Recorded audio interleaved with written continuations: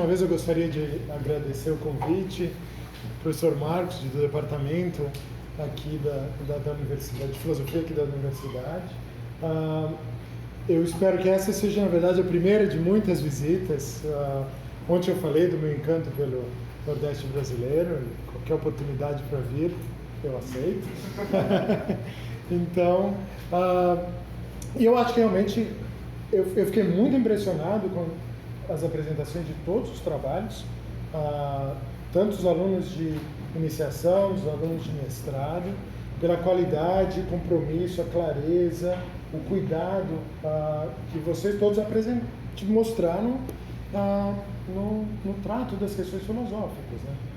E vocês não imaginam a alegria que isso me traz, porque são vocês que vão levar a filosofia adiante, né? E isso é muito importante.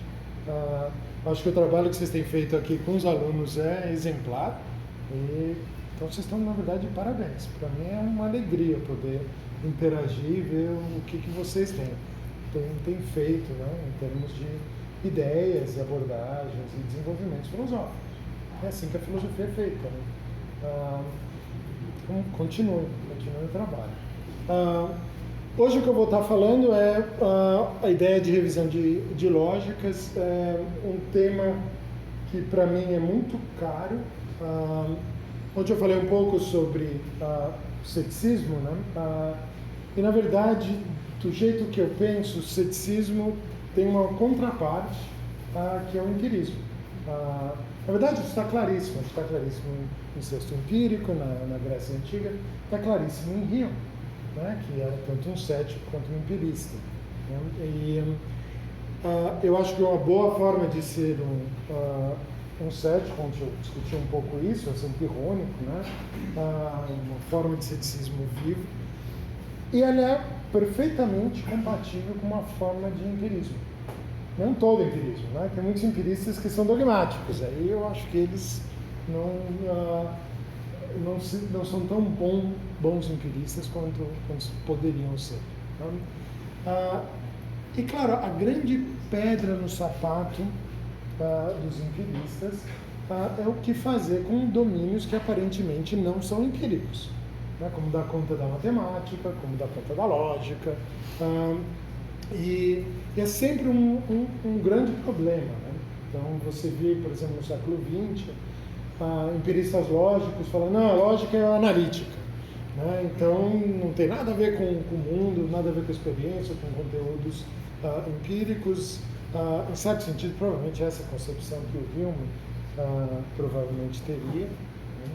E tem alguma coisa insatisfatória com relação a isso, porque para que a lógica possa desempenhar o papel que ela desempenha nas inferências, ela não pode ser completamente desconectada do mundo.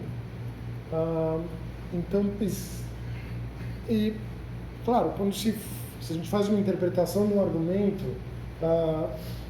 formal, né, em linguagem natural, você está conectando aquelas constantes lógicas, né, os conectivos lógicos, quantificadores, com partes linguísticas que descrevem aspectos do mundo. Então a lógica tem que ter alguma conexão com o mundo.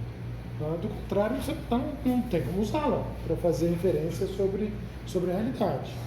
O que eu vou tentar articular aqui é um aspecto dessa concepção de lógica. Vai ser uma concepção empirista, onde a lógica não está desconectada do real. Ela, na verdade, faz parte dos nossos recursos de investigação no mundo. Ela não é, nesse sentido, diferente de outras disciplinas, né? Tal como a matemática também não está desconectada do mundo, né? E um contexto interessante para examinar isso é o contexto da possibilidade de revisão de lógicas. Então é isso que eu vou estar falando hoje, né? Novamente, quer dizer, isso é parte de um livro em inglês. Então, os slides estão em inglês, mas eu vou falando em português, né? Então, a questão é se é possível, né, revisar a lógica. E o que eu vou fazer é indicar uma série de argumentos que contestam inicialmente essa possibilidade, né? Eu vou estar tentando resistir a uma certa concepção tradicional da lógica, segundo a qual a lógica é universal, imutável e necessária. Essa, na verdade, é uma concepção que remonta a Aristóteles, né? Quer dizer, a forma como a lógica foi concebida pela primeira vez, como um discurso universal que não depende do conteúdo, que é necessário.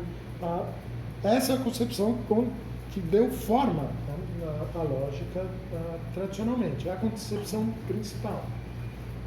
E é no século XX somente que essa concepção é seriamente contestada. E eu acho que essa é uma concepção que tem problemas graves. E, em particular, obviamente, essa é uma concepção que a resposta sobre se há possibilidade de revisão de lógica, a resposta é não. Né? Porque se ela é universal e necessária, ela não muda. Né? E alguns argumentos, né, que vão tentar dizer que, por exemplo, eu vou ver alguns desses com um pouco mais de detalhes, né? A lógica tem uma conexão com a estrutura do mundo. Essa estrutura não muda, portanto a lógica também não muda.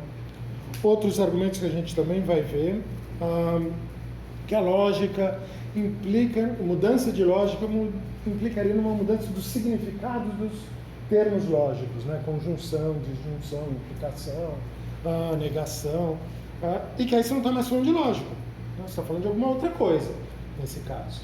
Né? Outro tipo de argumento vai contestar a possibilidade de mudança de lógica, porque para se mudar a lógica precisaria de uma lógica. O processo de revisão é ele mesmo um processo inferencial. Se tem inferências, é preciso de lógica, então, bom, você não tem como sair. E finalmente, um outro tipo de argumento contesta a inteligibilidade da ideia mesma de mudança de lógica. Essa ideia é incoerente, porque a lógica é exigida para entender essa ideia de uma mudança de lógica. E, novamente, você não tem como mudar essa lógica que você está tentando usar para entender a ideia de mudança de lógica. A gente vai ver um pouco mais de detalhes cada um desses 4 argumentos, mas a maior parte do trabalho vai ser examinar como um bom empirista, caso a caso, por que a lógica não só pode ser mudada, mas foi. Né? E como essas mudanças ocorrem. E de que maneira essas alterações de lógica são não só completamente inteligíveis, mas são atuais. Exatamente o que já acontece regularmente. Então eu vou criticar esses argumentos e criticar aí essa concepção tradicional da lógica como uma disciplina universal, imutável e necessária. Né? Eu vou indicar ao longo do caminho uma alternativa, vai ser uma alternativa empirista para se pensar a lógica. Né? Ok, esse é o plano. Então, vamos começar primeiro considerando aqueles 4 argumentos que eu mencionei rapidamente há pouco. Né? O primeiro, a ideia da lógica e a estrutura do mundo. Né? Então, você poderia, por exemplo, uma concepção importante da lógica que você poderia extrair, por exemplo, do Tratados do Wittgenstein. Né? Que você tem a estrutura da proposição, ela reflete a estrutura do real. Então você poderia pensar que as inferências lógicas, elas estão rastreando, estão conectadas com essas estruturas básicas da realidade que as próprias proposições descrevem. Né? E na medida que o mundo não está constantemente alterando na sua estrutura básica, a própria lógica também não vai mudar. Né? Então, na verdade, qualquer mudança de lógica, né, nesta concepção, implica num equívoco, porque você está se distanciando de uma estrutura que não muda, a estrutura do real. Ok. O Wittgenstein não usa esse argumento, né? Quer dizer, mas é um argumento que você poderia, inspiração wittgensteiniana, né, para pensar esse tipo de consideração. Do primeiro, esse é o Wittgenstein dos Tratados. Certamente o Wittgenstein das Investigações e depois não vai... Na verdade, o próprio Wittgenstein, ele tem passagens que ele diz, eu vejo um momento em que contradições vão ser consideradas como não sendo problemáticas. Quer dizer, ele mesmo tende a adotar uma posição menos rígida com relação a essas questões posteriormente, né? Então, mas o tratado é diferente, ele tem lá uma estrutura bem mais marcada. Bom, qual é o problema com esse argumento? Bom, primeiro alguém poderia dizer, olha, a ideia de que o mundo não muda não parece uma ideia correta, né? O mundo está em constante movimento, né? As coisas estão sempre se alterando, e não é claro, pelo menos, que mesmo essa estrutura do mundo não mude, né? Claro que tudo depende do que você entende por essa estrutura do mundo, né?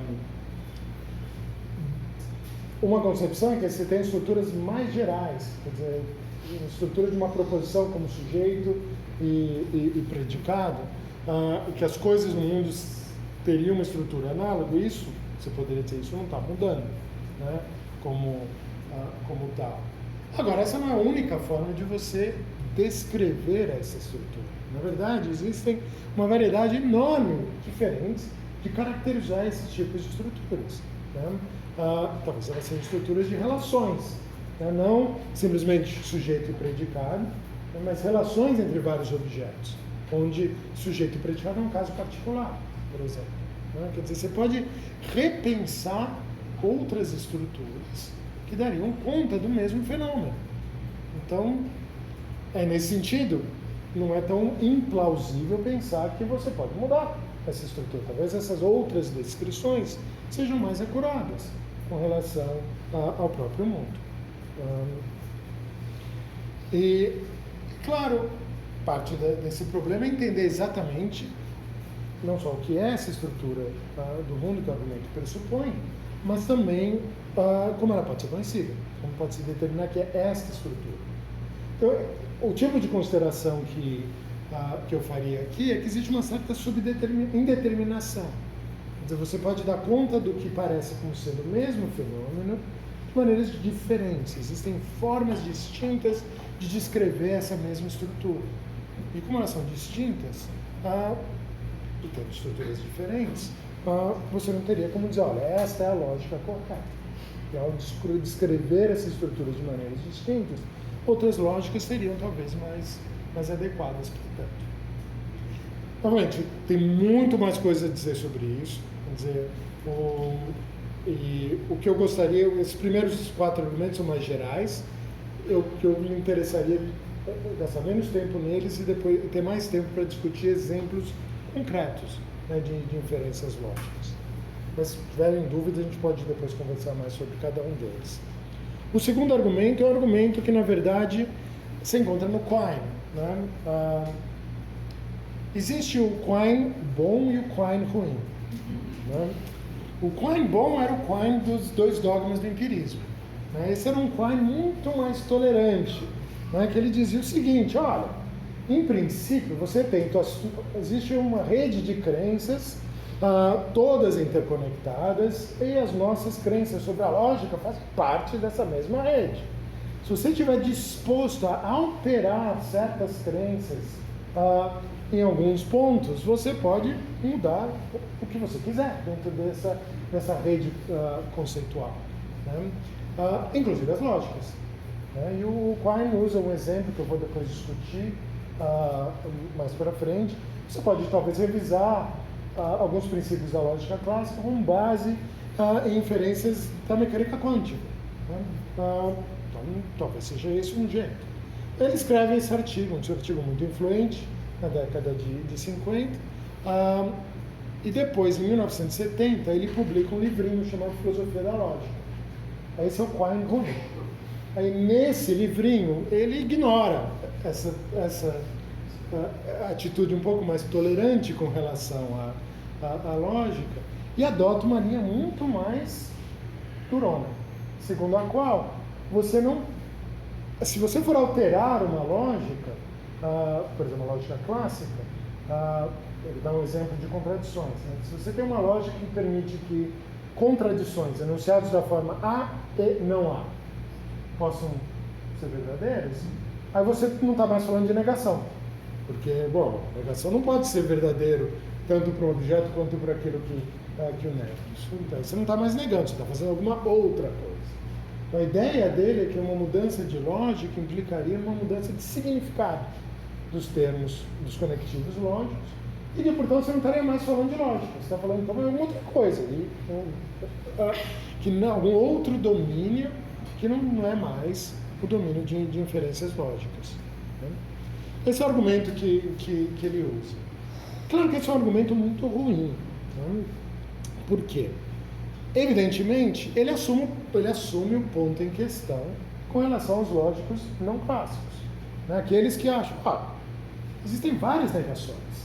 Né? Existe a negação clássica, que inverte os valores de verdade. Se A é verdadeira, a negação de A é falsa e vice-versa. Agora, existem outras negações, né, que talvez não invertam. Né? Então, uma negação paraconsistente, se você tem um sistema onde tem 3 valores de verdade, verdadeiro, falso e ambos, verdadeiro e falso. Então, essa é uma negação, um sistema trivalente como esse, que permitiria, olha, você tem enunciados que são verdadeiros, que você nega. Se o enunciado em questão é tanto verdadeiro e falso, se você nega, ele vira o contrário. Ele continua verdadeiro e falso também. Essa é a ideia por trás desse tipo de sistema. E se o Quine diz, mas aí você não está mais falando de negação, ele está assumindo o ponto em questão. A saber que a lógica não muda. Né? Então é um argumento, não é um argumento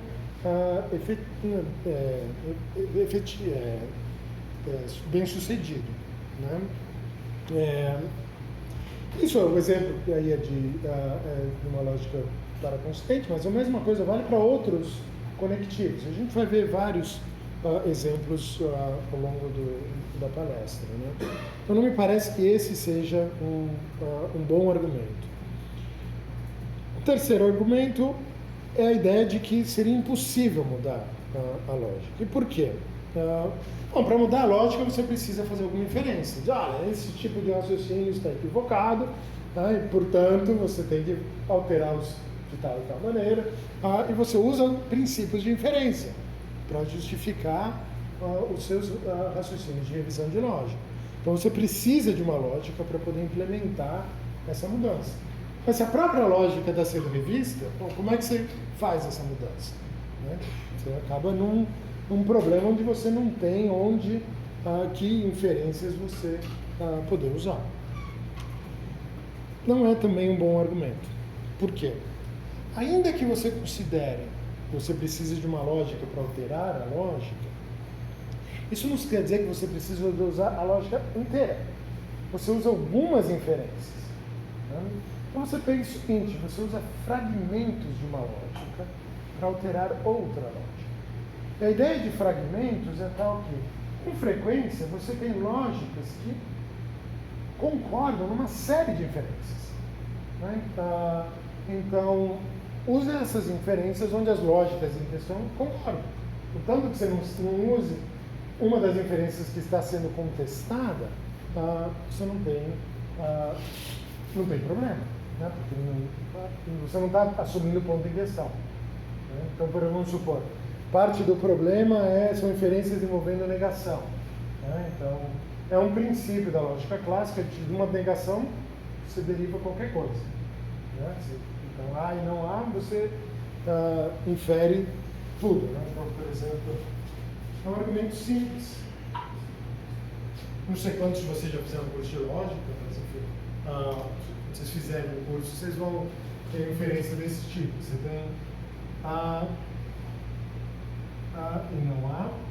Então, isso aqui é o símbolo de conjunção, né? Aí, isso aqui. Então, isso aqui é negação. Se você tem uma conjunção, ela é verdadeira, contanto que ambos os conjuntos sejam verdadeiros, em particular, A é verdadeira. Você pode inferir A. Bom, se A é verdadeiro, então A ou B é verdadeiro. Porque a disjunção é verdadeira, contanto que pelo menos um dos disjuntos seja, como A é verdadeiro, então B é verdadeiro para qualquer B, arbitrário, qualquer sentença que você queira. Bom, se a conjunção é verdadeira, então não A em particular é verdadeiro, negação de A também é verdadeira. Aí você coloca A ou B não há, então você tem duas opções, uma delas não é verdadeira, então a outra é verdadeira. Então, essa inferência aqui a gente chama de silogismo disjuntivo. Ora, B é uma proposição arbitrária. Então, por exemplo, que a lua é feita de queijo parmesão. Então, de uma contradição você deriva qualquer coisa. Essa é uma inferência válida na lógica clássica. E é uma situação interessante. Quando eu dou os cursos de lógica, eu pergunto para os alunos: o que vocês acham? Se eu tenho uma contradição, né, então, que há e não há, então eu posso inferir que a lua é feita de queijo parmesão? Invariavelmente a resposta é não, porque não tem nada a ver parmesão, a lua ser feita de parmesão, com as premissas que você está falando. Né? E essa intuição de que há as premissas e a conclusão têm que ter alguma conexão de relevância entre elas, é uma restrição razoável, que a lógica clássica não tem, como essa inferência. Então, essa é uma inferência daqui, que é uma inferência que chama de explosão, uma contradição, tudo vale. Obviamente, é crucial para essa inferência que você tenha esse silogismo disjuntivo. Algumas lógicas não valem isso. Várias lógicas para consistentes não valem essa inferência daqui. E aí você não pode ter uma contradição, você não deriva tudo.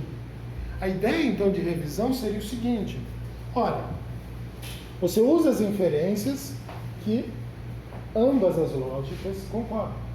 Então, ok, você não vai usar uma inferência que está sendo contestada. Contanto que você usa essas inferências, que ambas as lógicas concordam, você não teria problema. Então a revisão é possível dessa maneira, uma revisão ponto a ponto. Né? E é uma forma de resistir a esse argumento. E o quarto argumento é a ideia de que não há como inteligibilidade na mudança de lógica. Né? Essa ideia de uma mudança de lógica é ela mesma uma noção que não dá como se entender. Né?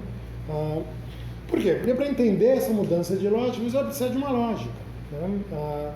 Por que seria isso? Bom, talvez porque, novamente, o processo de compreensão de uma mudança de lógica envolve inferências.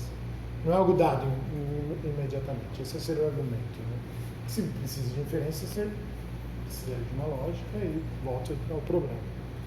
Novamente, não é um grande argumento, porque, em princípio, você poderia imaginar que a mudança de lógica, a compreensão dessa mudança, pode ser algo que se dê simplesmente. Não seja algo inferencial, que necessite de longas cadeias de raciocínio. Se necessitar dessas cadeias, a lógica seria necessária. Né? Mas se não for o caso, então não haveria necessidade. E ainda que se reconhecesse, se a gente concedesse que para dar sentido à mudança de lógica, você teria que empregar alguma lógica, novamente a ideia de usar fragmentos funciona. Porque use aqueles princípios de inferência que ambas as lógicas ratificam. Nesse caso, não haveria nenhuma dificuldade. Ok. Esses são só 4 argumentos genéricos. Novamente, para cada um deles tem muito mais coisas a serem ditas. Só eu gostaria de dar um panorama, né? Assim, são algumas considerações que colocam dúvidas acerca da ideia de revisão de lógicas. Né? Como parte das considerações, agora eu gostaria de examinar um pouco mais de detalhe essa concepção tradicional da lógica, né?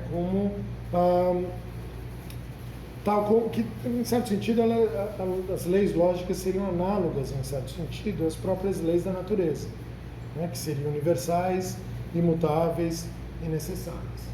Né?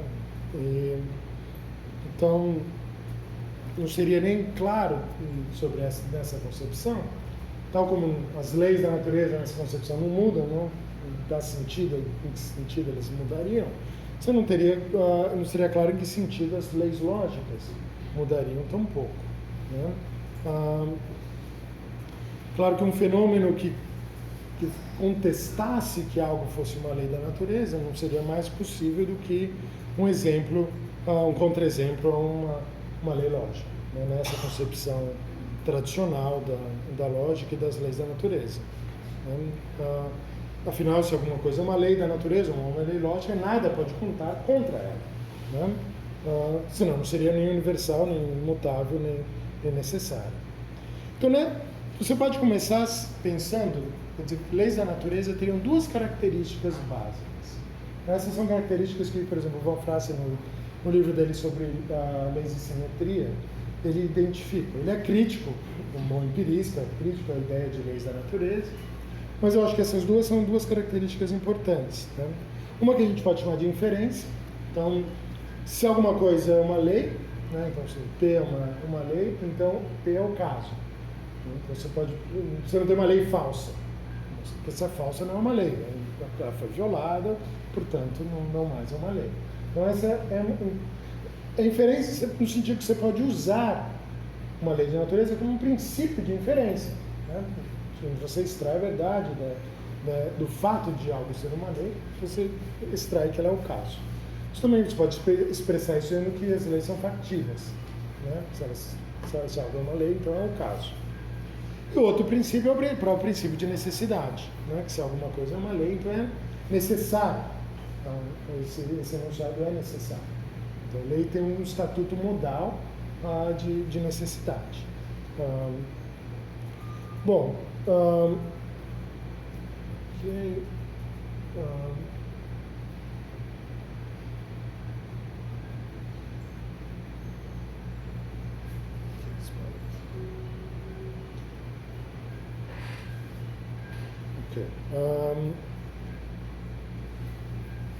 Essas condições, essas duas condições são tipicamente requeridas para quaisquer leis, né? Eu acho que essas duas condições de inferência e de necessidade também valem para as próprias leis lógicas, né?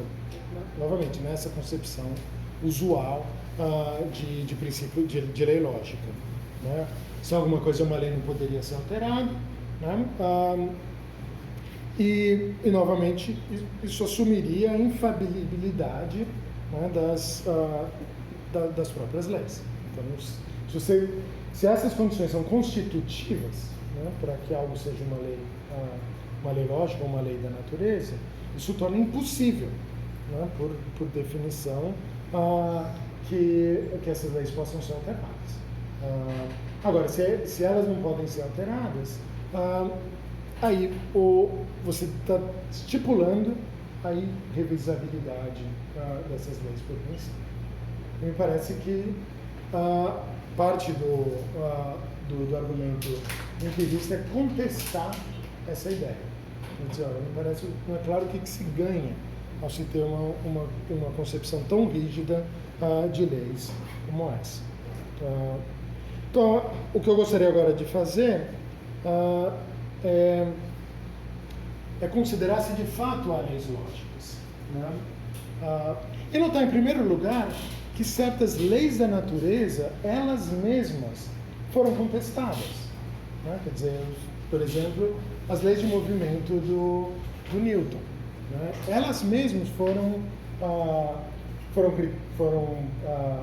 refutadas, né? Quer dizer, claro, a inferência é boa, então não é uma lei, né? Agora, o fato é, por exemplo, com relação às leis newtonianas, né?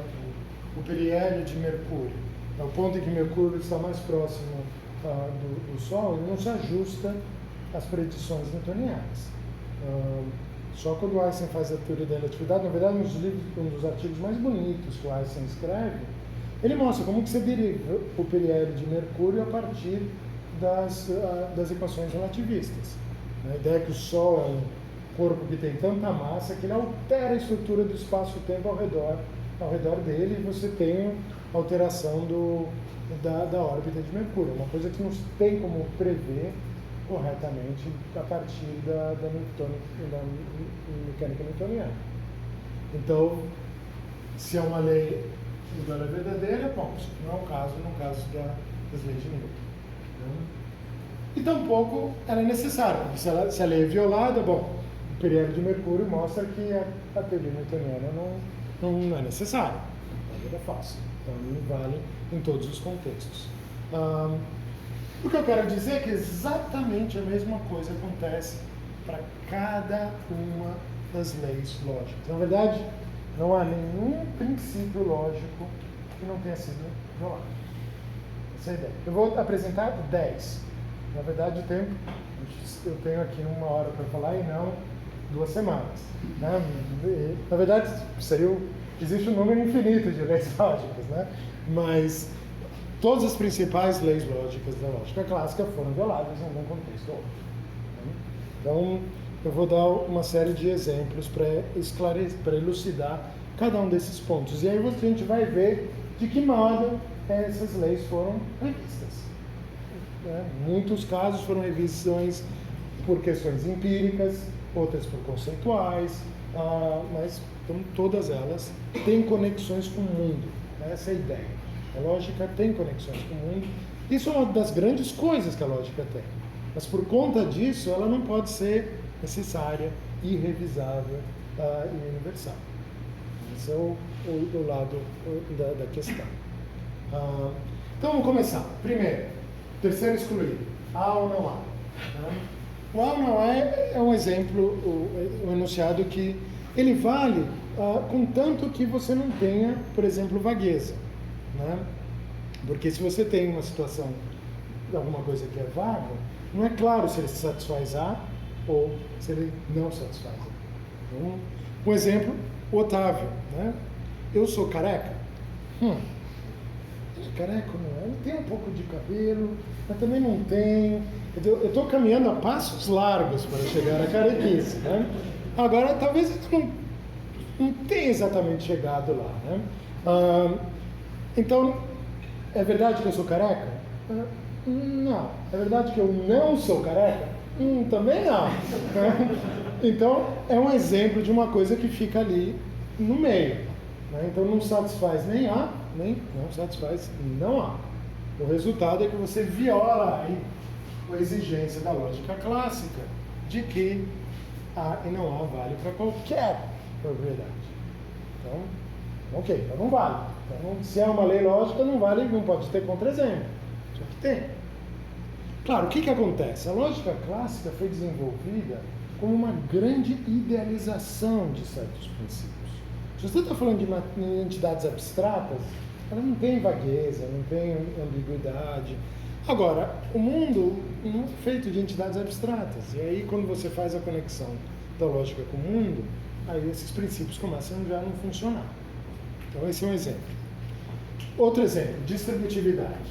Tá? Esse é um princípio que vale na lógica clássica. Né? Então, esse aqui. Você tem A, I, B ou C, C e somente C, aí você distribui A e B ou A e C. Aqui. Né? Onde que esse princípio é violado? Então, suponha, eu vou dizer, ele é violado em contextos envolvendo a mecânica quântica. Então, a gente vai fazer um pequeno experimento. Então, a mecânica quântica não relativista tem 2 princípios básicos. Vários, na verdade, mas enfim. Os nossos propósitos, tem 2 coisas aqui que são importantes. Né? A gente pode dizer que é o princípio do spin. Né? E esse princípio diria o seguinte: se você tem então, essa é uma proposição do spin do elétron numa direção x.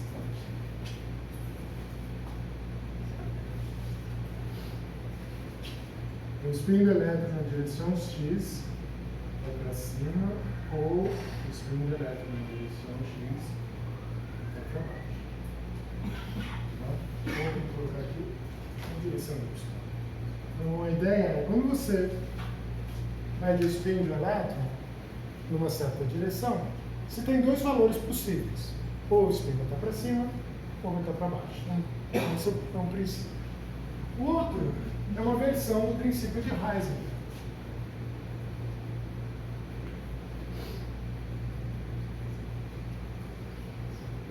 Que diz o seguinte: não é possível você medir o spin do elétron o mesmo elétron em duas direções diferentes.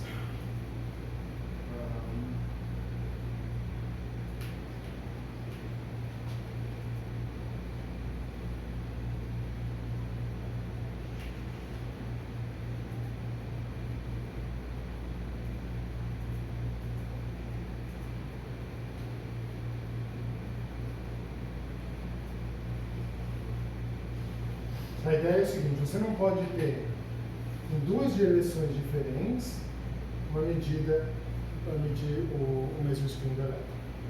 Tá? Quer dizer, na verdade, a ideia é que se você mede numa certa direção, você altera o sistema e você não consegue medir na direção, numa outra direção que ele mede elétrons simultaneamente. Tá? Então agora vamos fazer o seguinte: a gente supõe que a gente está no laboratório. Empiricamente, a gente mede o spin do elétron na direção X e vamos supor que obtivemos o resultado, esse spin é para cima. Tá? Isso aqui é verdade empiricamente. Tá? Ok. Aí eu falo, ok, se esse é o caso, agora eu posso usar o spin do elétron. Isso aqui é verdadeiro para qualquer elétron. Eu faço uma conjunção. E esse cara daqui. E de Y ou é para cima ou esse cara para baixo. Esse enunciado aqui tem a forma A, E, B ou C, certo? A, E, B ou C. Ok? Tudo bem? Agora eu vou aplicar o princípio de distributividade. Fala, bom, pela lógica clássica, isso aqui é equivalente a isso. Eu vou pegar o A, fazer a conjunção com B, ou o A, a conjunção com C. Então tá, então esse negócio tem que ser equivalente a quê? O A, que é esse carinha aqui, o spin do X para cima, e a conjunção com o B, que é esse aqui, o E de Y para cima, ou, pego lá de novo, E para cima, com o C, que é esse aqui, o Y para baixo. Bom, agora eu vejo o que acontece. Então, esse aqui é verdadeiro, certo? Empiricamente. Este carinha daqui também é verdadeiro, porque esse é o princípio do spin. A conjunção de duas coisas verdadeiras é verdadeira. Então, essa sentença toda aqui é verdadeira. Agora eu olho esse lado daqui. Aí eu vejo, aqui eu tenho um spin do elétron em duas direções diferentes, X e Y. Isso não pode fazer. Isso aqui é falso. Esse aqui também. O elétron está sendo medido em duas direções diferentes. Também é falso. A disjunção de duas coisas falsas é falsa. Esse lado é verdadeiro. Esse lado é falso. A equivalência foi refutada. Ou seja, a gente acaba de mostrar que um princípio da lógica clássica, o princípio de distributividade, é violado no contexto da mecânica quântica, empiricamente. Claro, você tem uma escolha nesse caso. Né? Você pode mudar a mecânica quântica, você pode negar o spin do elétron, né? Você pode negar o princípio de Heisenberg, ou você altera a lógica. O que não dá são as três coisas ao mesmo tempo. Porque aí a lógica clássica vai dizer que essa equivalência aqui é verdadeira, né? E as informações que você tem, na verdade, ela não é. Né? Então, supondo que a gente queira manter a mecânica quântica, a inferência que se faz é que a lógica clássica está refutada. Esse é o princípio da lógica clássica. Empiricamente. Note o que aconteceu. Para que eu refute este princípio, o princípio de distributividade da lógica clássica, eu não precisei usar o princípio. Certo? Quer dizer, eu apliquei, né? O princípio apenas. As inferências que eu fiz foram inferências usando, por exemplo, modus ponens. Se isso aqui é verdadeiro, os dois lados, então esse outro também é, esses lados são verdadeiros. Estas inferências que eu usei estão de acordo com ambas as partes. o lógico clássico e o lógico não clássico lá da mecânica quântica. Então isso ilustra o que eu estava falando antes de alterações pontuais. Né? Você usa, contanto que eu não esteja usando a própria distributividade, não teria problema. Ok? Bom, outro princípio, o princípio de explosão. O princípio de explosão é esse princípio daqui, né? De uma contradição, tudo se segue. Esse argumento que a gente viu antes é um argumento que ilustra por que esse princípio vale na lógica clássica. Né? Aí eu falei que esse é um princípio que é violado em algumas lógicas paraconsistentes. Né? Por exemplo, a lógica do LP, do Graham Priest. Ele tem 3 valores de verdade. 0, que é falso, 1, que é verdadeiro, 0, que é falso, e 1, 0. Né? Que seriam ambos verdadeiro e falso. A ideia, então, seria, se um enunciado aqui for tanto verdadeiro e falso, a negação dele também é verdadeiro e falso. E o valor distinguido é o verdadeiro. Então, vamos supor que o A aqui seja um negócio que seja tanto verdadeiro quanto falso. Por exemplo, seria um enunciado como, por exemplo, uma afirmação, por exemplo, essa sentença não é verdadeira. Né?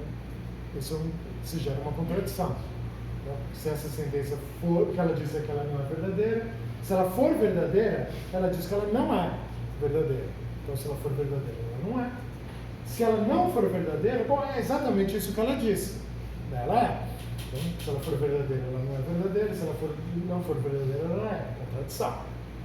Então, esse é um exemplo de uma sentença deste tipo. Suponha que o A aqui seja uma contradição dessa forma, um enunciado desse jeito. Uma sentença que seja verdadeira e falsa. Então, e o B é uma sentença falsa, simplesmente. Por exemplo, a que eu usei um momento atrás, que a Lua é feita de queijo parmesão. Ela é só 0. Né? A negação de uma sentença verdadeira e falsa também é verdadeira e falsa. Então, essa premissa daqui é verdadeira, porque uma das premissas é verdadeira, ainda que seja também falsa, mas em particular é verdadeira.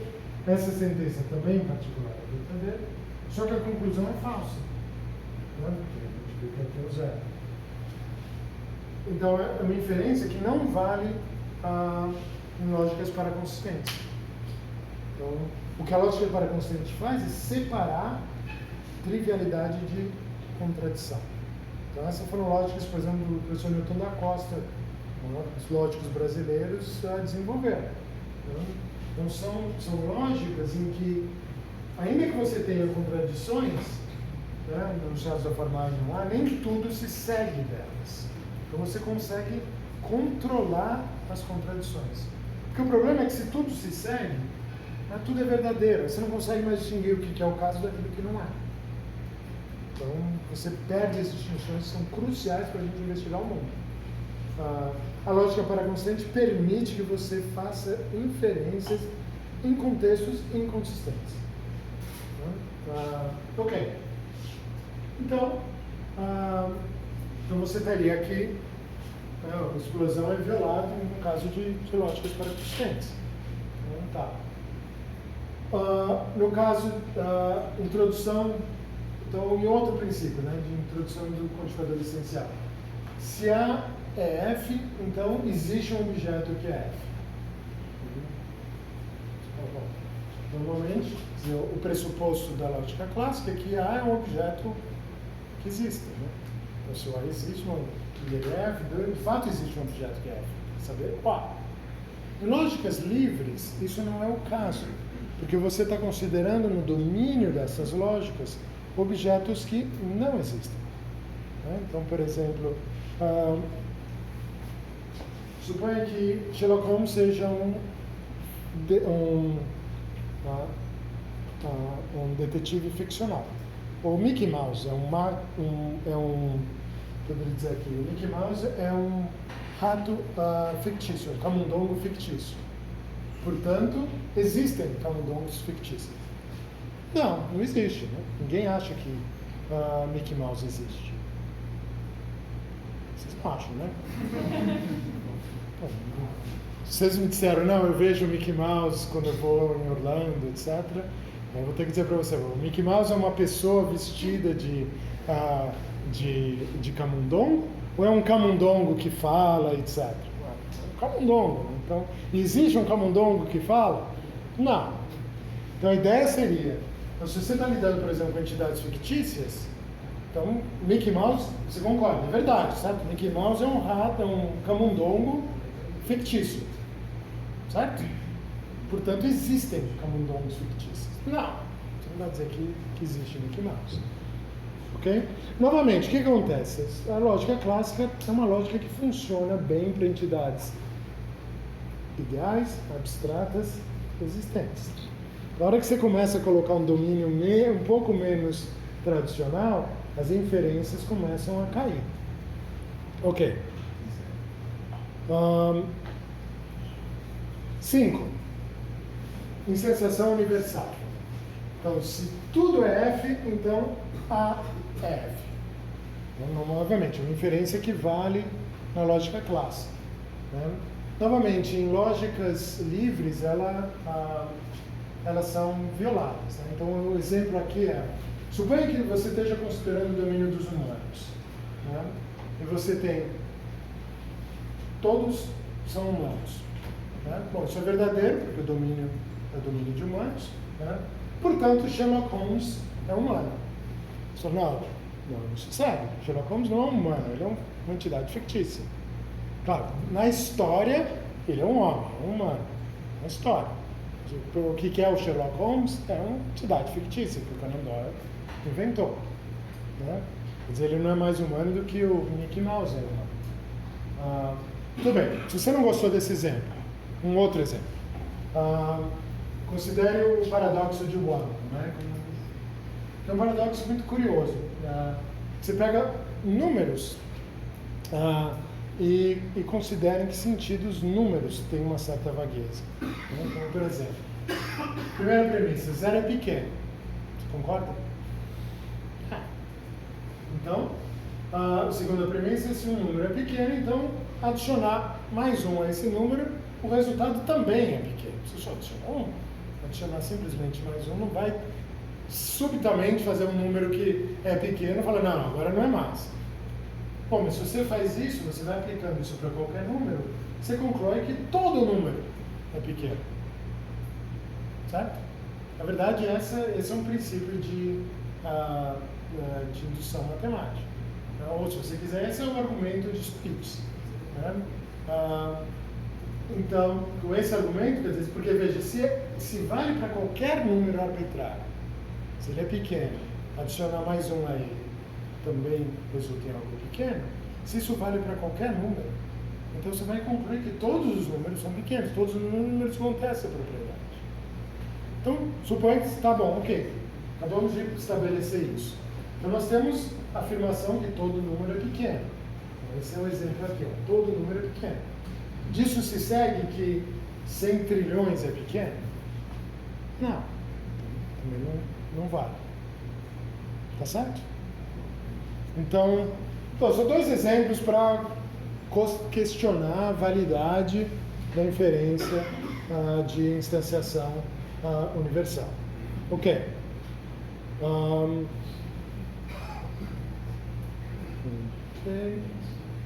Sexto, princípio de identidade. Você poderia pensar que todos os objetos são idênticos a si mesmos. Esse é um princípio que vale na lógica clássica. Né? Novamente, não é claro que esse princípio vale para quaisquer lógicas. Né? No contexto da mecânica quântica, existe um princípio de permutação, que diz o seguinte: se você tem, por exemplo, um elétron no estado quântico, um outro elétron também no mesmo estado, se você alterar, permutar esses elétrons uns com os outros, o estado do sistema não muda. Tá? Se isso acontece, então não há nenhum elemento que individualize o elétron. Este elétron, Mike, esse elétron, Ike. São dois elétrons diferentes, porque você muda e eles não alteram o estado. Né? Então, falar de identidade de elétrons não faz sentido nessas interpretações da mecânica quântica, porque você não tem como individualizar o elétron, né? Como a gente pode fazer, né? Eu pego essas duas canetas e eu distingo, marco, faço uma marquinha numa, ou nesse caso uma é vermelha, outra é azul. Você não tem características como essas no caso de elétrons. Mas se não tem essas características, a noção de identidade não está bem definida para elétrons, segundo certas interpretações da mecânica quântica. Ou seja, esse princípio que qualquer objeto é idêntico a si mesmo não vale em geral. Note que eu não estou dizendo que elétrons são diferentes deles mesmos. Isso seria uma contradição.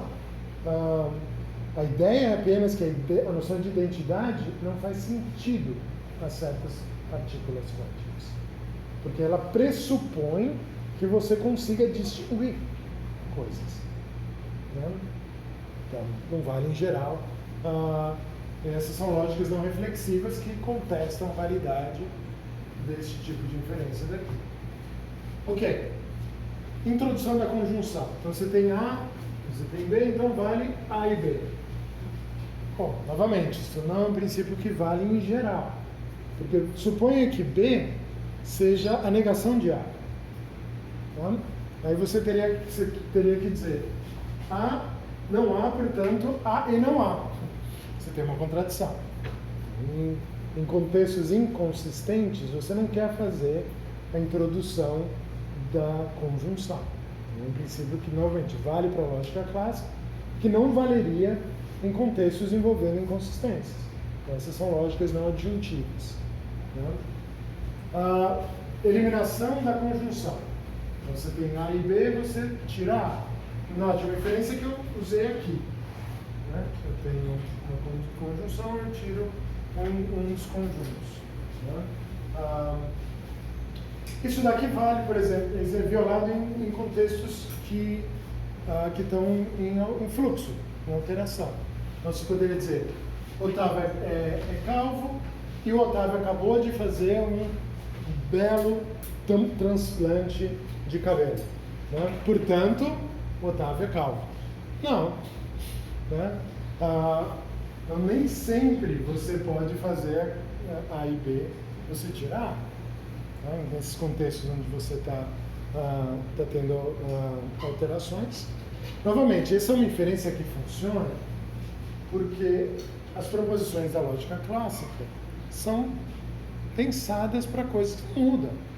Então, tudo bem, A não vai mudar, o contexto não vai alterar. Mas B altera o contexto com relação a A. Aí não vale mais a eliminação da conjunção. Um exemplo muito legal. Modus ponens é uma regra de inferência. Né? Então você tem se A e B, e A é o caso, você deriva B. Né? Funciona em muitos casos muito bem, exceto na bizarra eleição que teve nos Estados Unidos em 2006. Foram muitas coisas bizarras nessa eleição, né? Do Trump ter sido eleito. Mas uma das coisas que aconteceu nessa eleição é que o modus ponens foi violado nessa eleição. Por quê? Então, olha só o que acontece. Esse é um exemplo que o Val Magui, ele deu um tempo atrás e eu ajustei para as eleições americanas. Tá? Então, você tem o seguinte, se um republicano for ganhar a eleição presidencial americana de 2016, se não for o Trump que ganhar, será o Ted Cruz. Não sei quanto vocês acompanham a política americana. Na época, os dois republicanos que estavam pau a pau eram o Trump e o Ted Cruz. Então, de fato, se for um republicano a ganhar, se não for o Trump, teria sido o Ted Cruz. Ok, verdade. Um republicano ganhará a eleição. De fato. Desastre. Terrível, mas enfim, foi isso que aconteceu. Né? Aí, disso, usando o modus ponens, né? Então, se o republicano ganhar a eleição, então o republicano ganha a eleição, a conclusão é, se não for o Trump que ganhar a eleição no americano de 2016, vai ser o Ted Cruz. Não, se não for o Trump, vai ser Hillary Clinton, que são as duas foram os dois que estavam no páreo da eleição final. Ok? Então, o modus ponens está violado. O que acontece nesse caso? que é muito interessante. Né? Você tem casos de o que se chama embedded conditionals, condicionais imersos. Né? Você tem isso. Né? Se um republicano ganhar, então se o não for Trump é um outro. Então, esses embedded conditionals é o que permite que você viole o modus ponens. E finalmente, de valência. O meta-princípio, né? Que todo enunciado tem um valor de verdade, ele é verdadeiro ou falso. Né? Novamente, esse é um princípio, o meta-princípio violado em qualquer contexto vago. Né? Porque o exemplo que eu dei antes da minha calvície, ou quase calvície, ou sei lá como caracterizar, contesta isso, né? Que eu sou calvo, isso é verdadeiro? Não, é falso? Também não. Então não parece que tem um valor de verdade bem definido. Tá? Ok. Novamente, para eu não ficar aqui 2 semanas, eu dei 10 exemplos. Né? Então, você não pode dizer assim que, bom, ele escolheu a dedo, tal, difícil encontrar. A afirmação é que qualquer princípio da lógica clássica tem contextos que esses princípios são violados e foram violados. O que eu sugiro, então, é que não há leis lógicas. Né? Tal como o empirista vai dizer, não há leis da natureza. Você tem regularidades, né? Regularidades empíricas, mas elas não têm necessidade. A ideia de que há uma necessidade é equivocada. Né? As leis lógicas não são universais, né? Elas não são universais porque elas têm contra-exemplos, elas não valem para qualquer contexto. Então, por exemplo, a distributividade vale em vários contextos, mas não vale no contexto da mecânica quântica, né? A menos que você altere a mecânica quântica não relativista. Outros princípios não valem em contexto onde tem vaguidade, onde tem indeterminação, onde tem inconsistências, onde tem incompletude. Os vários exemplos que eu fui dando são exemplos de coisas que são características do mundo. O mundo tem esses exemplos. Né? E quando você traz esses exemplos, essas leis lógicas não valem mais. Né? Então, o resultado é que a lógica não é inalterável. Né? Então, essa outra característica. Né? Que ela não é universal, ela não é inalterada. Ela foi revista. Na verdade, cada um desses exemplos que eu dei são exemplos que acabam gerando lógicas não clássicas. O que as lógicas não clássicas fazem é, você tem a lógica clássica, elas restringem algumas inferências. Então, não é que elas ampliam as inferências, elas eliminam. Então, são inferências da lógica clássica que vão sendo restritas, elas não valem em geral, elas valem em contextos específicos. Mas como elas não valem, a ideia de que as leis lógicas são inalteráveis não funciona. Está equivocada. E, portanto, as leis lógicas não são necessárias também. Quer dizer, porque elas têm contra-exemplos. E se elas têm contra-exemplos, elas não valem em geral. Então, o resultado, eu acho que é uma concepção empirista da lógica, né, e do próprio mundo. Você poderia dizer, é característica do empirismo entender que tudo é possível. É uma postura filosófica de extrema tolerância. Você não está dizendo que as coisas são necessárias, elas têm que ser assim. Você tem que engolir meu argumento porque essa é a única maneira de entender o que está acontecendo. O empirismo olha para aquilo. Tem várias formas de entender o que está acontecendo. Não há leis necessárias. O mundo é um mundo de contingências. Né? O mundo empirista é o mundo dos eventos que acontecem. Né? Não é um mundo de necessidades. Certo, algumas coisas são muito improváveis que aconteçam, não são impossíveis. É importante que se distingua isso. Né? Impossibilidade é uma coisa, improbabilidade é outra. O fato de alguma coisa ser altamente improvável não significa que ela seja impossível. Apesar de tudo, pessoas ganham na loteria. Né? Quer dizer, é altamente improvável. Não é impossível.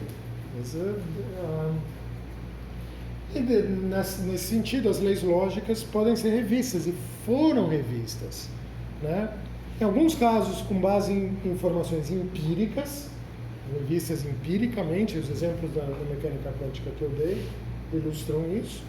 Em outros casos, com base em conceitos, né? O paradoxo de Wang, se o número 0 é pequeno, e o número arbitrário é pequeno, o próximo também é pequeno, então todos os números são pequenos. É uma revisão que acaba trazendo um elemento conceitual, né, de vagueza, né, e não um elemento empírico, por si. Né? Então, nesse sentido, o que a gente viu? Né? Eu vou tentar argumentar, para concluir, que os princípios lógicos podem ser revistos, né? E que, dessa maneira, a concepção recebida de lógica, né, como algo universal, necessário e imutável, não funciona, né? Tem que ser repensada. Né? Que os princípios lógicos, tal como os princípios empíricos, eles mesmos são locais, não são universais, são revisáveis, alteráveis e não inalteráveis, e são contingentes e não necessários. Né? Eles valem em certos contextos, não valem em outros. E o que significa para cada contexto você tem uma lógica, ou várias lógicas adequadas para aquele contexto. Não, você não tem uma lógica que vale para tudo. Né? Que era a concepção tradicional monista de lógica. A lógica é aquilo, a estrutura mais abstrata do real. Não tem. Não dá nada que faça isso. Tal como não se tem uma teoria de tudo. Você tem teorias locais que funcionam para certos fenômenos e não funcionam para outros. A lógica não é diferente disso. Então, na verdade, essa é uma ideia que faz com que ela desmistifique o que a lógica é. A lógica não precisa ser pensada como alguma coisa abstrata, desconectada do mundo. Ela é tal como todos os conteúdos da nossa experiência. Ela está conectada com certos aspectos da realidade. Funciona em alguns contextos e não funciona em outros. Então, nesse sentido, ela é adequada para certos contextos, inadequadas em outros. O resultado, acho que espero que esteja claro, é uma visão empirista de lógica, né? Quer dizer, onde a ideia mesma de lógica é uma ideia que, na verdade, tinha no Quine, né? Nos dois dogmas, de você pode revisar, né? Se você estiver disposto a fazer ajustes no sistema, você revisa. Na verdade, isso aconteceu várias vezes. Eu acho que esse é um dos desdobramentos mais importantes da filosofia no século XX. É a percepção da pluralidade de lógicas. E o que é importante agora é que as reflexões filosóficas sobre a lógica também sejam mais sensíveis a esse fato, né, de que a lógica é mais interessante do que a gente pensava com essa concepção tradicional de lógica. Obrigado.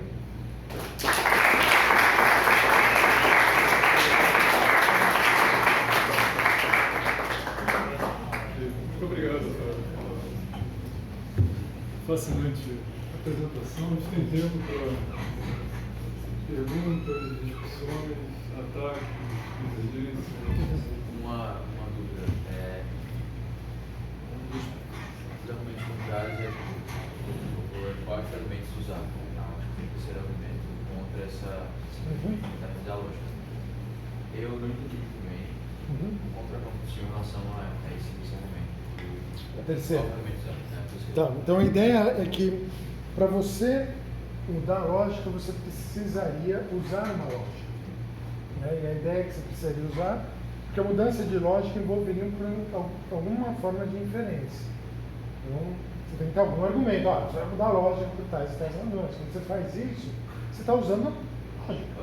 Então, como é que você vai usar a lógica para mudar ela mesma? A ideia, então, é dizer o seguinte: você está concedendo que você precise de uma lógica, né? Tem posições que vão dizer, você pode raciocinar sem lógica nenhuma, faz tudo atado, etc. Pode discutir essas questões. Concedendo que você precise de uma lógica para raciocinar e para fazer as inferências, você não precisa assumir a lógica inteira. Você usa algumas inferências. Né? Então, o exemplo quando eu dei lá da distributividade, da violação da distributividade, para eu apresentar esse argumento, eu usei modus ponens, né? Eu usei algumas inferências, mas eu não usei a distributividade. Então eu uso outras inferências para questionar a validade da distributividade. Então, ao fazer isso, você não tem nenhuma incoerência. Né? Porque o que o argumento equivoca é que a ideia é que se você vai usar uma lógica, você está usando a lógica inteira. Você não pode usar só alguns fragmentos, algumas inferências. Quais seriam os critérios para determinar quais fragmentos você pode usar? Perfeito. Aí você vai considerar de acordo com o debate. Então, por exemplo, no caso desse princípio, né? Quer dizer, se o que está em jogo é distributividade, eu não vou usar distributividade. Né? Porque aí você está usando o próprio princípio que está sendo contestado. Agora, se tiver outros princípios que sejam implicados pela distributividade, eu não estaria usando. Então, na verdade, quais são os princípios que são aqueles? É decidido caso a caso. Então, você vai examinar quais são os membros do debate, né, que estão considerando. O caso seria um lógico clássico e um lógico quântico. O lógico clássico assume a lógica clássica, um todo, e o quântico vai assumir a lógica clássica menos a distributividade. Então, quaisquer outros princípios, neste caso, que não envolvem a distributividade, são aceitáveis. Em outros debates, por exemplo, no caso envolvendo contradições, aqui, né? Então, a negação é mais complicada, porque a negação vai aparecer, ela tem conexões com implicação, né? Ela tem conexão com outros conectivos. Né? Então, aqui, por exemplo, o modus ponens pode ser problemático, porque ele é violado em algumas dessas lógicas. Então, esse é um princípio que tem que tomar cuidado. O terceiro, o silogismo disjuntivo, também não pode. Então, você tem que usar as inferências que ambas as partes do debate reconheçam. Então, vão alterar de caso a caso, dependendo do princípio em questão. Isso também existe a possibilidade de negar esse ponto que precisa da lógica para contra a tua lógica. Quem defenderia isso? Então, alguém pode dizer o seguinte, na verdade, se você pensar, toda a teoria sobre psicologia do raciocínio, os psicólogos argumentam que, na verdade, as pessoas não só não usam lógica, mas quando usam mal. Né? Então, você tem todos os exemplos de falácias que são frequentemente cometidas, né? Quando as pessoas tentam raciocinar, por exemplo, envolvendo frequências, probabilidades. Por exemplo, uma característica da probabilidade é que você não tem a probabilidade de uma conjunção não pode ser maior do que a probabilidade de um conjunto, de uma das partes. Então, a probabilidade de A e B não pode ser maior do que a probabilidade de A, né? Porque você faz A e B, bom, tem mais chance daquele troço estar errado. Né? Esse é um princípio que é constantemente violado em exemplos, quando as pessoas são colocadas em testes. Eles falam, olha, eles fazem um exemplo lá, a Maria era ela trabalhava num caixa bancário, e sei lá, tem umas características lá que eles dão sobre.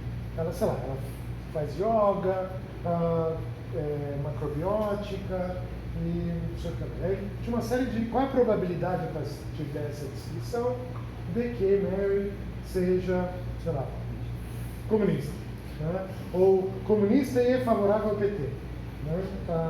Por exemplo. Aí muitas pessoas falam, comunista é favorável ao PT, mais do que ser comunista, por exemplo. Né? Então, aí você tem são inferências desse tipo, e então, os psicólogos das pessoas não estão usando lógica para raciocinar. Elas usam o quê? Você tem uma tradição que fala, elas usam princípios de heurística e de bias, viés, isso. Né? O heuristic and biases. Então você teria alguns pacotes de raciocínio que não são de inferência lógica, mas que são, por exemplo, raciocínio de analogia, então, que as pessoas usariam coisas desse tipo, né, para raciocinar e não lógica. Então existe sim uma tradição do Kenninger e outros que vai dizer que, olha, não é lógica que as pessoas usam outras coisas. Não é óbvio para mim que elas usam essas heuristics tão pouco, mas enfim, isso é um outro debate. E outra coisa, não é óbvio que, ainda que elas usem essas heurísticas, isso não impede que elas usem algumas lógicas também. Uma combinação de ambos. Mas a ideia seria essa, se você poderia resistir o argumento dizendo, olha, você não precisa de lógica para mudar a lógica. Você não precisa de lógica para raciocinar. Pela minha lista, Felipe, Rogério, Érico, Felipe. Minha questão é curioso também. Uhum. Assim, eu entendo bem a dimensão até, digamos, contextual aí, né, da lógica, talvez contingente, não sei não sei se necessariamente seria contingente pelo fato de ser conceitual, mas acho que seria um problema. Mas, e essa relação com o mundo, né? Mas eu me pergunto um pouco da natureza dessa relação, um pouco, talvez, se teria uma dimensão, alguma distinção aí entre um caráter mais descritivo e um normativo, né? Porque, talvez, dito de outro modo, seria um pouco se a lógica seria aí uma espécie de descoberta, uma invenção, né? Porque, assim, tudo bem você tentar escrever, os exemplos da ciência eu acho mais claro, nesse sentido, melhor tentar descrever a realidade, mas se a gente pensar um certo caráter normativo aí da lógica, aí, quer dizer, ela se distanciaria, talvez, de um aspecto que tentaria simplesmente melhor dizer ou tentar descrever como o mundo é e partir, quer dizer, para algo que fundamentalmente, aí, radicalmente a dimensão contextual e contingente aí talvez seria mais forte justamente porque a lógica não se reduziria a simplesmente a tentar descrever o mundo, e aí você tentaria dizer que a lógica seria, digamos assim, passível de ser revista porque o mundo pode mudar, não, mas aí tem algo talvez além disso, que é talvez esse caráter normativo, digamos assim, que justamente não se reduz a uma tentativa de escrever. Né? Aí não sei se isso traria uma outra noção para essa ideia de uma revisão da lógica ao radicalizar essa dimensão normativa. Excelente. De fato, a lógica tem um componente normativo, né? No sentido de que você poderia dizer, olha, alguém que, por exemplo, raciocina por exemplo, usando esses princípios da lógica clássica, né? Mas aqui, por exemplo, em vez de A ou B não há, portanto, F. Nós falamos, bom, não se segue, né? Por este princípio daqui, você não deriva F, você deriva B. Então, você tem uma normatividade na medida em que existem erros ao não se raciocinar a partir dessas regras. É um sentido de normatividade, né, que certamente a lógica tem. Uma das razões exatamente ela nos auxiliar a poder raciocinar acerca dos vários aspectos do mundo. Existe uma forma de, talvez, eu não sei se é isso que você tem em mente, de pensar a normatividade assim, olha, isso aqui não é um exemplo, não é um contra-exemplo à distributividade. A distributividade vale para todos os contextos ideais, né? Ou, assim, esse é o tipo de raciocínio que deve ser feito, né, nessas condições ideais, que é o que a lógica clássica de fato descreve. Quando você tira esse contexto, você não está mais usando do jeito que ela é pensada, então ela não vai mais ser normativa para coisas que não sejam ideais. Mas aí tem um preço a se fazer esse movimento, porque aí se torna a lógica completamente desconectada do mundo. Aí não serviria mais como uma série de princípios de inferência para você raciocinar acerca de coisas do mundo. Essas coisas não são ideais, né? Elas são contingentes, elas são mutáveis, elas têm uma série de outras características. Porque me parece assim que quando você fala da mudança, por exemplo, no caso de leis da natureza, é muito claramente uma mudança assim, de que até então a ciência não estava conseguindo descrever o mundo, quer dizer, de uma maneira que houve um contra-exemplo que põe em questão aquilo. Aí a minha questão é se essa revisão na lógica estaria justamente nesse mesmo patamar de uma mudança como essa que ocorre nas leis da ciência. Né? Parece que trazendo essa dimensão normativa tem um outro sentido de revisão, né? Que não é simplesmente porque não estava dando conta de explicar como é o mundo. Né? Então, mas em certo sentido, você poderia dizer que a lógica clássica não estava dando conta de, pelo menos, se adequar às inferências. A lógica, os 10 exemplos que eu dei, são exemplos onde, seguindo a lógica clássica, a gente chegaria a conclusões erradas. Né? No sentido de que, por exemplo, eu teria que dizer que isso aqui é verdadeiro. Né? Novamente, você pode alterar coisas da ciência, pode alterar a mecânica quântica. Mas se você mantiver a mecânica quântica relativista, aí a lógica tende a ser alterada. Essa é o Rogério? Mas eu falou, em cima disso aqui. Não pode fazer. Então, eu acho que a discussão importante é o compromisso lógico, não teve desculpa, compromisso lógico, está lá. O compromisso ontológico, né? Porque eu acho que você deu o exemplo do tratado. O compromisso ontológico do tratado com relação à matemática é aquela tautologia, porque ela não está no mundo, ela limita muito. Então, por essa concepção de lógica do Wittgenstein, do primeiro Wittgenstein, é justamente entender a lógica como algo que não é no mundo. E aí, obviamente, não tem revisão nenhuma, porque ela não tem nenhuma relação com o mundo. Então, acho que a discussão central é o compromisso ontológico que a gente estabelece, ou seja, a lógica de alguma forma está subordinada ao compromisso lógico, não pelo empirístico como é tudo. Né? No final das contas é isso. A lógica de Aristóteles está no compromisso ontológico, mas o compromisso ontológico é uma metafísica assim, ultra mega necessária e tudo mais, que a gente já conhece. Né? E aí você vai trabalhar com outras formas de concepção de mundo que exigem outras formas de raciocínio lógico. Né? Ou seja, é como se a lógica tivesse debilitada de uma forma da ontologia. E isso que eu estou chamando de compromisso ontológico agora é o primeiro ponto, né, que toda lógica tem. O que vocês estão fazendo agora, quando eu falo vocês, acho que o Marcos fez isso, essa pesquisa, é mostrar que a lógica tem um compromisso ontológico com o mundo.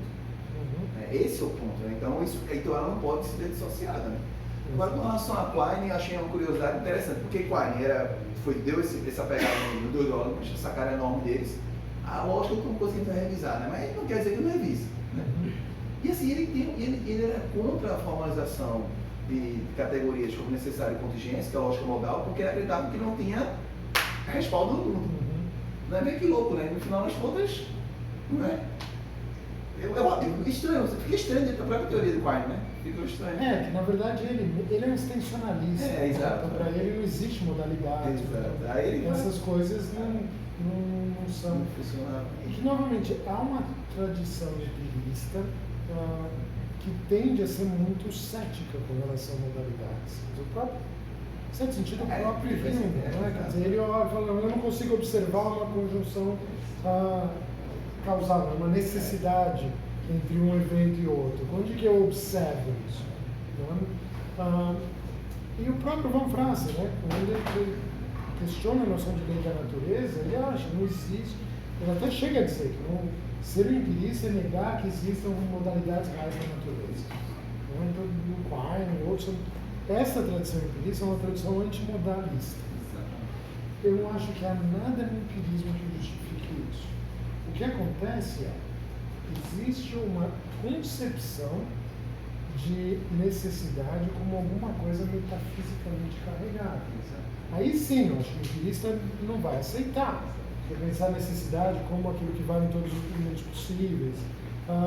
Esses são compromissos que vão muito além do que o empirista vai se sentir confortável. Mas você não tem por que se distanciar de modalidades no mundo se você entender essas modalidades de uma maneira metafisicamente leves. Então, por exemplo, essa mesa, ela tem uma propriedade modal, ela é quebrável. Se um elefante vier e sentar em cima dela, eu quero. Ainda que nenhum elefante jamais sente nessa mesa, ela continua tendo essa propriedade. Agora, eu posso entender essa propriedade como sendo uma característica dessa mesa. Ela é feita de madeira, a madeira tem as suas características químicas. Eu entendo que isso gera características modais. Mas é uma propriedade dessa. Uma análise metafísica aqui. Eu não estou falando de, quando eu falo de propriedades, eu não estou entendendo propriedades como, são universais, instanciados. Não. São características dos próprios objetos.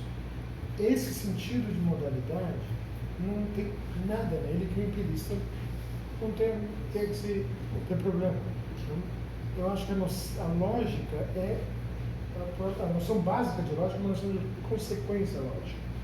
Não é que se segue do quê? Esta noção de consequência é uma noção modal. A se segue de B, se somente C, não é possível que A seja o caso e B. O que significa não é possível nesse caso? É uma possibilidade, primitiva. A própria noção de consequência é uma noção modal. Na verdade, Aristóteles tinha visto isso, essa é a noção dele. O que acontece é, no século XX, existe uma distorção, porque, em parte com base no desenvolvimento do positivismo lógico, existe esse ceticismo com relação a modalidades. Então, ao invés de falar de modalidades, do possível, a gente vai falar o que vale em todos os conjuntos. E aí vira tudo extensional. E essa não é um trade-off que vale a pena. É um outro trabalho, a gente pode discutir como reinterpretar a noção de consequência lógica sem passar por modelos via teoria de modelos. Eu acho que é um detour que é desnecessário. Então, nesse sentido, uma posição empirista pode aceitar modalidades. Eu não vejo problema nisso. Aceita a contingência, né, do mundo. E eu acho que o Quine, você tem toda a razão. Ele é um extensionalista nato. O último livro dele é esse, né, Confissões de um Extensionalista. Tá? Para ele, isso é o elemento mais importante. Agora, eu não vejo por que isso. Não há nada no empirismo que exige extensionalismo. E você também tem toda a razão com relação a Wittgenstein. Né? É interessante, ele acha que ele está falando do mundo, mas a concepção de mundo dele, quando ele diz que o mundo é tudo que é o caso, o mundo é uma entidade abstrata. Né? Nós não vivemos no mundo Wittgensteiniano, né? Porque é um mundo abstrato. Né? Então, obviamente, para o empirista, você olha aquilo lá e fala, putz, parece que o mundo está aqui embaixo, né? Não uma abstração desse tipo. Então, claro, você poderia dizer, eu vou manter a lógica clássica é a lógica desse mundo abstrato. E, de fato, para este mundo, não há dúvida que ela funciona. A questão é, primeiro, se existe esse mundo, né? E se existir, bom, o que fazer com o resto, né? Com o mundo que a gente vive, que não é abstrato.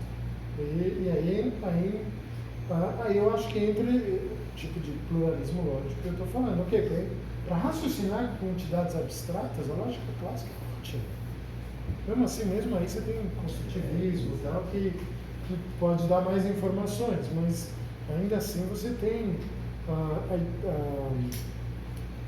domínios específicos. Então, ok, funciona muito bem a lógica clássica em contextos abstratos. Quando você sai desse contexto, ela começa a quebrar. Começa a não funcionar direito. Então, ainda que seja uma questão normativa, a normatividade dela funciona dentro do contexto ao qual ela se aplica. E, normalmente, talvez seja um conceito de normatividade que nem todos gostam, mas me parece que a normatividade que tem no jogo aqui é que vocês mostram que existem erros. Quer dizer, a lógica normativa no sentido de que se você de A e B, portanto, D, ou E, ou S, não se segue. Então, seria um erro você fazer essa inferência. E me parece esse o sentido de normatividade da lógica. Se raciocinar de forma diferente, a lógica não sanciona. Não defende isso. Rogério. Tá bom, obrigado. Eu tenho uma fofoca histórica, uma observação e, por último, não sei se é bem uma pergunta, um pedido de esclarecimento. A fofoca histórica é o seguinte: quando você falou com uma lógica incrível, a primeira coisa que me veio à memória, eu lembrei do tratado, evidentemente, mas lembrei do Gramsci, porque o Gramsci tem um texto que me falou de memória agora, não lembro, em que está discutindo com um lógico inglês, Johnson, que era um empirista, um lógico empirista. E nesse texto ele está no conscrito do Gramsci, ele está apavorado, né? Não posso, tem lógica, é um absurdo isso. Num certo sentido, Russell teve isso em relação às constantes lógicas. E a crítica do tratado está direcionada à ideia de que constantes, se lembra dos autores, as constantes não significam. Então, exatamente uma crítica a um aspecto na concepção do Russell. Essa é a fofoca histórica. É um ponto interessante, porque, claro, existem várias formas de empirismo, né, com relação à lógica. Eu acho, por exemplo, você pode desenvolver sistemas lógicos completamente desconectados do mundo. Você pode estudar a lógica como você estuda uma estrutura matemática. Né? Simplesmente, tem certos princípios, eu quero saber o que se segue deles, o axiomatismo, etc. Eu não estou interessado se isso se aplica a raciocínio, a circuitos eletrônicos, a previsão de tráfego aéreo, outra coisa. Né? E a questão é a hora que você for aplicar a lógica, você precisa dizer, olha, esses coletivos, o que eles estão, como é que eu interpreto isso? Eu posso interpretar o E, ou a conjunção ali com o E, né, isso é adequado ou não? Né? Na verdade, um dos contra-exemplos que eu dei, o E do português tem um elemento temporal, né, que não tem na lógica clássica. Né? O exemplo de Otávio é calvo, E acabou de fazer um tratamento, portanto é calvo. Não. Então, é um elemento temporal que a lógica clássica não tem. Ok. A observação é a seguinte: eu sei que a tua preocupação é inteligente, mas tem só uma observação que apareceu no teu primeiro argumento, que já tem inspiração do Einstein. É só um detalhezinho. Na verdade, quando você fala sobre isso, ela não é descrita. É mostrada. Sim. Um pouco diferente. É um misticismo lógico. Com certeza. É a ligação do presente, a coisa que você mostra. Né? Mas é porque você estava falando. Mas eu sei que você não está preocupado. Não, eu concordo. Essa é uma distinção importante para ele. Na verdade, você não poderia descrever, porque na verdade não faz sentido. Descreve os fatos. Exato. Não faz sentido. Para ele não faz sentido. E a pergunta é o seguinte: eu fico com a impressão que há uma certa ambiguidade no uso que você faz da palavra mudança da isso me ficou patente em dois momentos. Primeiro, quando você diz, olha, eu vou dar 10 exemplos, e esses exemplos que eu estou fazendo, estou mostrando são exemplos empíricos que mostram que esses princípios lógicos aqui não funcionam. Ok? Mas num certo momento você diz assim, o que as lógicas não clássicas fazem? Elas restringem o campo da lógica clássica. Bom, aqui você tem, dá para você entender de duas maneiras a ideia de mudança. Você pode olhar, por exemplo, mais ou menos como o que a gente diz em cima dos alunos, que o Frei fez em relação à silogismo, que aperfeiçoou, introduziu as variáveis, os quantificadores, deu um método mais profícuo para fazer as inferências que queríamos entender. O que ele fez nesse sentido? Mudou a lógica do Aristóteles. Em que sentido ele aperfeiçoou as ferramentas lógicas, mas ele não mudou a natureza da lógica. A tua afirmação é que você está propondo uma lógica empírica com relação à natureza da lógica. Né? Então, eu não sei, meu conhecimento de lógica assim, não vai muito longe. Então, mas a minha impressão é a seguinte: em alguns casos, por exemplo, o primeiro princípio lá do terceiro estudo que você deu exemplo. Bom, o que a gente poderia estar entendendo ali? Esse é um contra-exemplo. Tá? Terceiro estudo. Isso não implica em alterar a natureza da lógica. Porque eu tenho esse contra-exemplo. O que implica é que eu tenho que aperfeiçoar minhas ferramentas lógicas. Não mudar a natureza dela.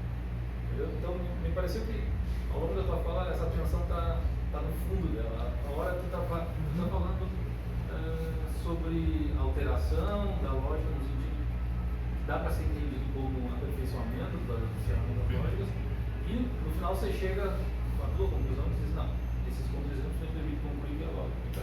Tem sentido. Aí eu fiquei com ver. Ótimo. Mas quando você fala de alterar a natureza, o que você tem em mente?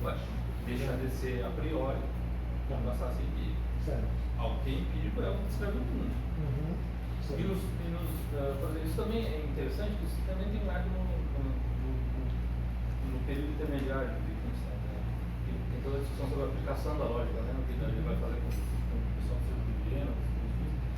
Uma coisa é você estar falando das condições de possibilidade, que é como limita a lógica, como algo a priori, né? Outra coisa é você aplicar ela, que é o que os teus exemplos aí estão fazendo. Uhum. Não, com certeza. E a questão é como que a lógica clássica poderia ser refinada para acomodar isso. Vamos dizer, na própria tua fala, diz, olha, o que as não clássicas fazem? Elas restringem o campo de inferência. Elas não mudam a natureza da lógica. A lógica deixa de ser a priori e passa a ser empírica nas lógicas clássicas. Não, a ideia seria, no momento que você tem um contra-exemplo, o princípio não vale mais em geral. Sim, isso Né? Então, quer dizer, se alterou ou não a natureza, aí vai depender de como você interpretar o contra-exemplo. Então, o fato é que não vale em geral.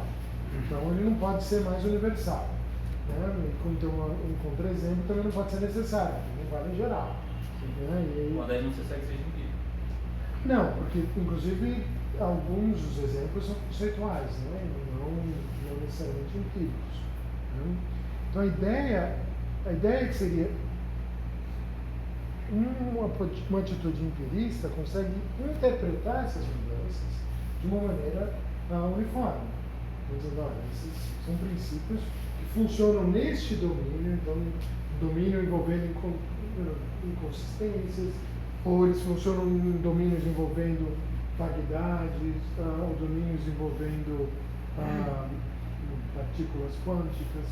Quer dizer, então você restringe as aplicações nesse sentido. Né? Uma pessoa empirista vai dizer, não é diferente do que acontece com outras empíricas. Né? A mecânica clássica funciona para certos sistemas físicos. Ela não funciona para descrever o comportamento sexual das girafas. Isso precisa de teorias biológicas e ecológicas, etc. Então, nesse sentido, elas funcionariam empiricamente nessa acepção, seriam dependentes de domínios. Então, a ideia não é que você procura uma maneira empirista, vamos dizer, um modo empirista de entender a lógica, não mudar a natureza da lógica. Então, quer dizer, eu estou contestando uma concepção de lógica. Essa concepção universalista é necessária. Eu estou dizendo, essa concepção não parece adequada. Não, isso eu até posso concordar. Agora, aí você pode dizer, a lógica ela é empírica ou não? Aí também vai depender do que se entender por ser uma lógica empírica. Eu não acho que você justifique princípios lógicos a partir da experiência. A ideia não é chegar lá John Stuart Mill, né, como ele fazia com matemática, você vai aplicar induções, né, para fazer matemática. Não, isso não faz sentido. Mas eu acho que você pode refutar princípios lógicos empiricamente. Quer dizer, você pode criar, esses princípios podem ser formulados de qualquer maneira, não necessariamente tem nada a ver com a experiência. Você pode dar argumentos a favor deles, também não necessariamente tem nada a ver com a experiência. Mas ela é empírica no sentido que ela pode ser revista a partir, ou criticada a partir da experiência. Então, é isso que eu tenho em mente. Quer dizer, eu acho que seria equivocado dizer, não, agora a gente vai fazer lógica, vamos olhar empiricamente o que está acontecendo. Não mais do que fazer matemática. Eu também acho que a matemática é empírica nesse sentido. Você desenvolve a matemática de qualquer maneira que você quiser, teórica, você tem os axiomas, você tira as teorias. Algumas teorias matemáticas podem ser mostradas inadequadas. Novamente, para isso você precisa interpretar a matemática, porque a matemática em si não fala nada do mundo, exceto talvez por questões de cardinalidade. Né? Mas fora isso, você está falando de funções, conjuntos, números, não tem nada diretamente, nenhuma conexão. Quando você faz uma interpretação na matemática, aí sim, aí você conecta com o real. Só que aí o problema pode ser a sua interpretação, e não a matemática. E normalmente é isso que você faz. Você deixa a matemática do jeito que está, muda a sua interpretação, né? Ou faz o seguinte, ok, vou pegar uma outra teoria matemática que se ajuste melhor. Não que você refutou, porque essas não são teorias feitas para descrever o mundo físico, mas elas podem ser usadas para cá. E eu acho que a lógica é análoga nesse sentido. Ok. Não, eu comentário só, uma coisa que eu tenho um certo ceticismo, tanto em fazer derivações de premissas vagas, então eu tenho já um certo ceticismo em relação a isso. E o outro também é derivar coisa de física quântica, e o meu ceticismo simplesmente que eu não entendo física quântica. Então não tenho como saber Bom, não é ceticismo então, né? Não, tipo, ceticismo em relação a fazer inferências a partir de, porque eu não entendo. Então, quanto a isso, eu fico com o pé atrás apenas. Mas uma coisa que eu achei curiosa é que tu falasse do questão do princípio terceiro excluído, mas ele aparece acabando para os outros 9 exemplos, ele acaba retornando mesmo que em termos modais, né? Que se você diz que uma afirmação de necessidade universal, o oposto seria a impossibilidade, no caso, a não existência de uma possibilidade. Então, tu apresenta determinadas questões de necessidade, um possível contra-exemplo que iria contrariar. O princípio de terceiro excluído não está sendo empregado, pelo menos me aparentou, em todos os casos. E outra coisa que eu achei um pouquinho curiosa, só proximamente alguma coisa, não sei, uma coisa que eu achei um pouco curiosa na tua fala de que todos os princípios lógicos são reformuláveis. Eu tenho a impressão de ser uma afirmação de necessidade. E há certo elemento de uma aparente contradição performática. Acho que eu não falei eles necessariamente sim, são falsos. sim, Eu falei que eles são falsos. Que é diferente. Casa a casa, que é. Isso, Porque casa a casa. mostra casa a casa. Isso. Quer dizer, não estou dizendo que uma coisa é dizer que eles são falsos, outra coisa é dizer que eles necessariamente são falsos. Isso eu não disse. Então, do contrário, eu acho que você estaria afirmando mais do que eu teria evidência para tanto. A ideia, na verdade, é um argumento a partir dos casos para contestar uma afirmação de universalidade. Né? Então, essa é a resposta. Eu não acho que esteja uma tensão aí. Né? E não é claro para mim que eu estou pressupondo em todos os casos o terceiro excluído. Né? Então, por exemplo, esse argumento aqui da lógica paraconsistente, ela é trivalente, né? Então no terceiro excluído não é claro que ele vai também. Então, ele estaria sendo violado nesse caso, poderia ser.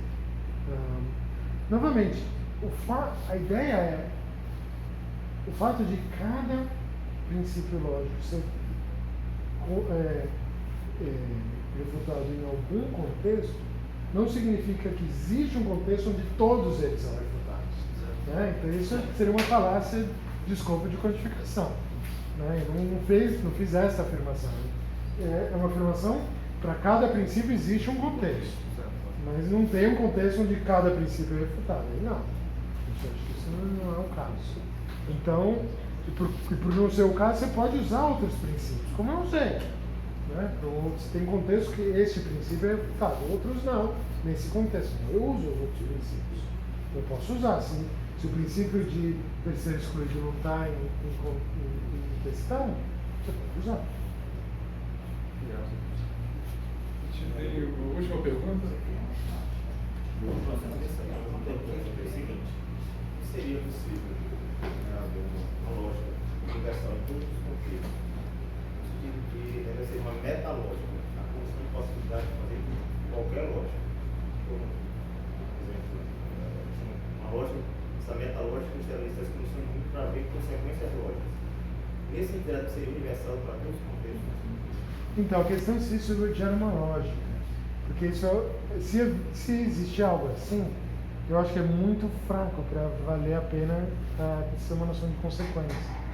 Né? Que é um argumento, quer dizer, os monistas lógicos, aqueles que acham que existe uma única lógica para qualquer contexto, eles tendem, em frente a argumentos como esse, a ir restringindo. Então, ok, vamos encontrar algum princípio que não seja refutado em nenhum contexto. Eu acho que o resultado é um niilismo lógico, porque aí você não acha nenhum princípio, mas que, ou se for, é um princípio tão fraco que, ok, se é isso que vale, bom, não é uma lógica. Mas eu acho que, na verdade, o resultado é que não tem princípio nenhum. Não, porque, veja, quer dizer, tudo bem, você tem a noção de consequência. Eu acho que a noção de consequência, ela vale em geral, né, no sentido de que não é possível, se o argumento é válido, não é possível que as premissas, a conjunção das premissas e a negação da conclusão. Isso eu acho que essa é a noção de consequência. Agora, esta noção é articulada de maneira distinta em cada contexto. Porque o que é a noção de possibilidade vai variar. Por exemplo, na lógica clássica, qualquer contradição mostra que algo é impossível, porque é trivial. Em lógicas paraconsistentes, não. Se tem contradições, são possíveis, mas não todas. Algumas trivializam. Então, a noção de possibilidade vai mudando, mas é o mesmo conceito de consequência. Essa é a ideia. E é uma noção modal. Está claro? Essa é a abordagem modalista e empirista, né? Eu acho que está por trás do que eu estou falando. Ok, vamos agradecer novamente. Obrigado a você.